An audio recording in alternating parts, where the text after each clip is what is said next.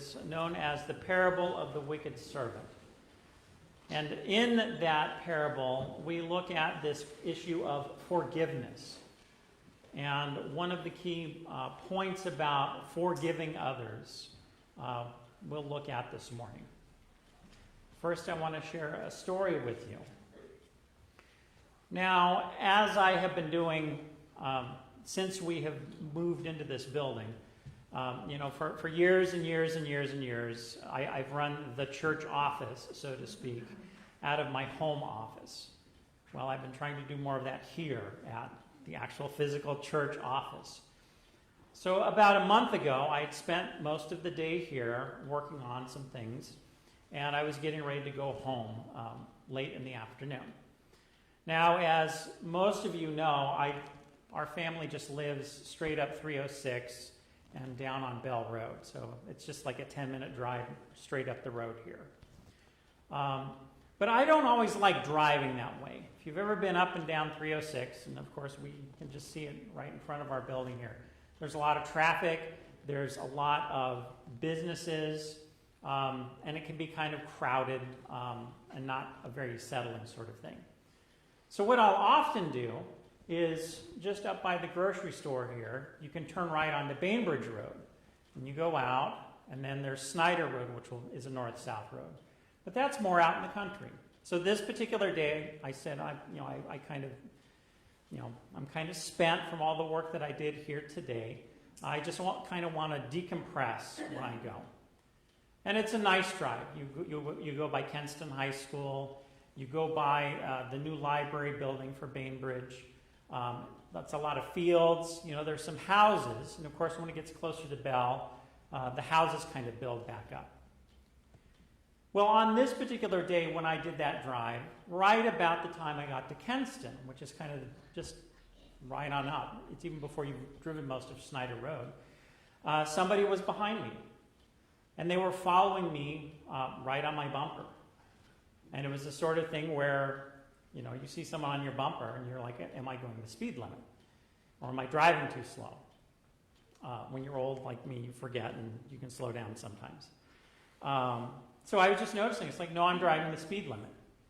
And we're going, and we continue to go, and this person continues to stay on my bumper. And then as you get closer to Bell, where the houses kind of build up again, and it's more dense there, the speed limit goes from 45 down to 35. And of course, it's as you're going down a hill.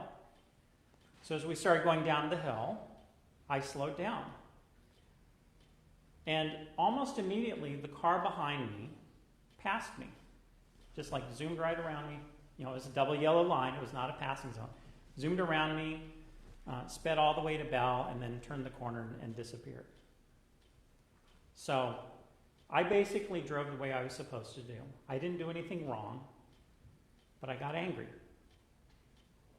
Bookmark that. I did get angry.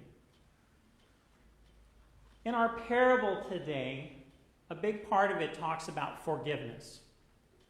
And we hear the story of this king who's settling his accounts, and he calls this one servant before him and says, you have this debt to pay. Now, it's as a parable, it's a story that Jesus has made up. It's not like something that really happened, but it's to illustrate a point. And so the debt that this servant has really amounts to a lifetime of income. Millions and millions and millions of dollars. Something that, if it were a real story, that servant couldn't have actually done. But it makes the point. The debt that the servant has is incredibly big. And he begs for forgiveness, and the king forgives him. But we hear almost immediately that servant leaves, and he finds this other servant who has a debt. And in terms of the monetary amount as it would translate today, I know when we're talking about a denarii and all these amounts, it's meaningless to us because we deal in dollars and cents. For that second servant, it was basically the debt of $100 is what it would be in this story. So a very, very small debt. It's not pocket change, but it's not a lifetime of earnings either. It's a very small thing. But we hear how this first servant treats the second servant in that. He basically grabs the second servant by his throat and says, "Pay me." It's anger. It's strong anger that he is displaying towards this particular servant. It's nowhere near, anything that's reasonable in terms of being upset or frustrated or anything like that. He's on the verge of doing bodily harm to this second servant.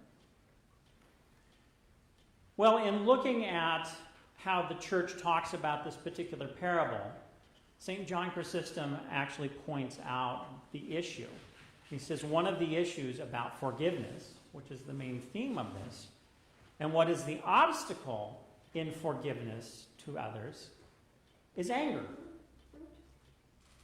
That's the primary issue that we have to deal with when it's, I want to forgive someone.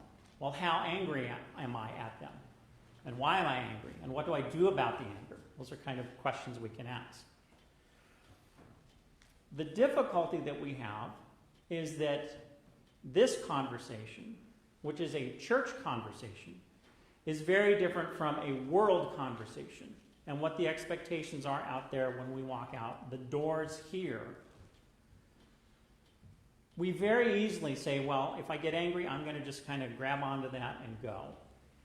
Let's see if some of these things sound familiar. There tend to be these roles or personas that we take on when we get angry or we think about anger. And they're all interrelated somehow. Let's think about this. First one, the scorekeeper. We want to tally what someone has done against us. They did this thing, they did this thing, they did this thing, and we want to accumulate all of those and have a ledger that we can bring to that person and say, I'm keeping score, and these are all of the bad things that you've done to me. And we can let it accumulate. And this leads to this second role. It's not a great image, but it was the best one I came up with. We can be the elephant. There's this kind of folk wisdom idea. Elephants never forget anything. And so that we can take something that someone has done against us, and we can hang on to that for weeks and months and even years. And so when we're scorekeeping, we'll say, well, what else have they done? Well, last week they did this thing. Last month they did this thing. I remember 5 years ago when they did this thing. And we can put that on the list and bring that out. And if we're being the elephant and bringing up all of the things from the past, we can get into this third role. I don't want to just say the lawyer. That's like a broad term. But the litigator. Think about the prosecuting attorney in some sort of trial. Then we want to take the scorekeeping, all of the memories that we brought up from being the elephant, and we want to argue our case. And we want to, hear all the ways that I am correct in this regard. And we want to argue with that person. What about point 1, point 2, point 3? I have the evidence, I have the argument, I have the reasoning behind this. If you're as unfortunate to me to have an undergraduate degree in philosophy, you're well trained in how to argue. And so it's very easy to default in a role like this and say, okay, well, I'm going to just kind of write it all out and kind of lay it on paper. And I can just kind of hit that person with that sort of thing. How can we address those roles? Those are worldly roles. Those are expectations in the world. How can we, as people of Christ, address issues of anger and conflict and forgiveness in ways that God wants us to do? There's a very important idea, and this is part of the wisdom of the church in spiritual life, and it's the sort of thing dealing with we talk about sin or passion, the things that draw us in negative directions, as opposed to how are we virtuous. And there is kind of this whole rubric of how do we fall into sin and how do we fall into a passion that the church has identified. A lot of the worldly wisdom and a lot of what I say about the roles out there is that we don't have control. Well, I just got angry. I got frustrated. And then I just kind of, no. And we just kind of accept that. And because we've done that, those are habits we've developed and we've allowed to take root in our lives. But the point is, we're not animals. It's not stimulus response. It's not that we just respond out of instinct, as it were. We are humans. We're created in the image of God. We have God-like sensibility within us. But it is fallen. So we can stray into that tendency to act from, kind of an animal sort of a way of thinking things and just react. But the wisdom that the church gives us is that it's not a matter of stimulus and response. There is always a space in between there. And we always have a choice. That person did something that made me angry, and I don't want to forgive them. We don't have to skip over and just kind of run with that. Keep score, be the elephant, litigate. But there's a gap in there, and we make a choice. How do I respond to this? And how can I respond to this in a way that is Christ-like? Now, there's a lot that can be said about this. I just kind of pulled a few things. This is kind of an introductory talk about this. It's homily about this. But how can we address some of those things about scorekeeping, being the elephant, and litigating? A lot of this we can find in the Gospel of Matthew, Sermon on the Mount. So, Gospel of Matthew, chapters 5, 6, and 7. One thing that is discussed in there is this thing about judging and being judgmental. That kind of is a big part of what's going on when we scorekeep. And the advice that Jesus gives. Again, it's an exaggeration. Why are you looking at the speck in your neighbor's eye when you're not looking at the log in your own eye? So yes, people may do things that make us angry, and we may need to forgive them. Sometimes our conflict is that we're involved too. And so really the question is, what's my role in this? What is the log in my eye? What are the things that are happening here? I know that my example of driving in a car is a very impersonal one. I don't know who that person was. I don't even remember what car it was. I'm probably never going to see that person again. But while driving up Snyder Road, I still had things going in my head. Well, I'm going the speed limit. Why is he on my bumper? What's his problem? And having it bother me. I could have made the decision. This is bothering me, and I'm worried that it's going to go cross that gap into anger. I could just pull into someone's driveway and let him pass. If he wants to go faster, whatever, let him go faster. I want to have a nice drive home. Let him go, and then just back out and continue on my way. I didn't look at that, though. It was all looking in the rearview mirror at him and the speck he had. He had to drive fast for some reason. Don't look at the speck. Look at the log. Work with that. What about this question of the elephant and remembering everything? As Christians, when we have conflict and arguments and things that we may be angry about, of course, we work towards forgiveness and reconciliation. But the nature of that forgiveness and that reconciliation is that it's dealt with. So there is this thing in the Sermon on the Mount. If you have an issue with your neighbor, and you're on your way to the temple with a sacrifice to offer, a gift to offer, stop and make up with your friend and just deal with it and get it out of the way and done with before you continue on.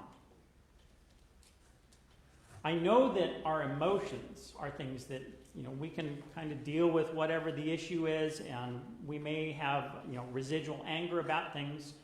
But when you work to forgive someone, you forgive them. And whatever that issue is, it's done. You don't bring it up a week later, a month later, a year later, 5 years later. And that could be a diagnostic too. Is there stuff that I'm carrying around right now that I've been carrying around in weeks, months, years? You need to address it. Be done with it. You don't want to be the elephant. You want to be Dory and finding Nemo. It's like, who am I? Oh yeah, I'm Dory. You can just kind of forget and you're happy. But you deal with things and you're done.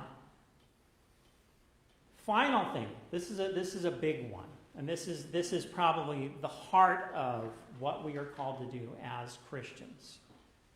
I mentioned this role of being the litigator, the one who wants to argue, to, do your case and have your day in court and kind of win a judgment, as it were. It's destructive. What are we called to be in the Beatitudes? Blessed are the peacemakers. So one of the first questions we should ask ourselves whenever we find ourselves angry or in a conflict is, what can I do to make peace in this circumstance? How can I bring this to a resolution that's good for everyone? And, like I said, it's healthy, it addresses the issue, it reconciles, and we can move on together. And so we have these things. Forgiveness often is impeded by our anger. We can fall into these roles of keeping score, being the elephant and bringing things up, and trying to litigate. But we're called to take a moment and not react, but respond in a Christian sense. We look at our role. What is the log I'm bringing? How can I address the problems that I'm bringing here? How can I resolve things so that they're not carried over into the future? And how can I be the peacemaker in this instance? Glory to Jesus Christ. Glory to God.